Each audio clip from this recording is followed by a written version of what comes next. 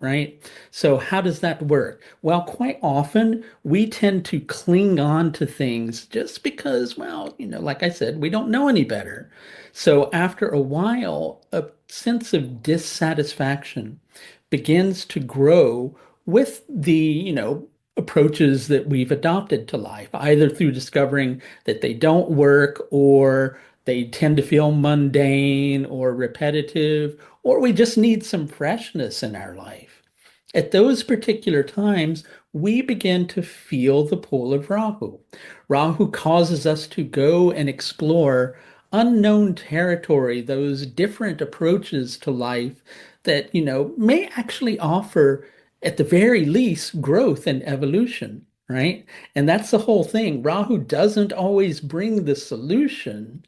It brings the growth and quite often the opportunities that help us to learn a little bit more about what we're needing to integrate in order to expand and get more satisfaction out of life. Not always the answer or the solution, but the opportunities for growth that help us to learn what's going to bring us more satisfaction.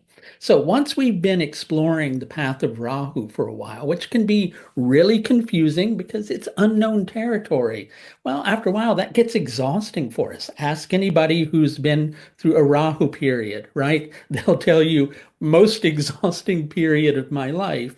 And it's because most of the time people try to resist Rahu. If you go along for the ride, it becomes a whole lot easier.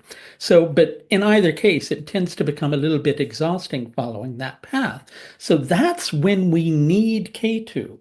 That's when we need that sense of the familiar. That's when we need that thing that we've done before so that we can retreat to that particular space and integrate all the experiences we went through with the Rahu side of the axis. And once we integrate those experiences, that's where the growth happens. Plain and simple, right? But, that's a good working understanding of how Ketu and Rahu work.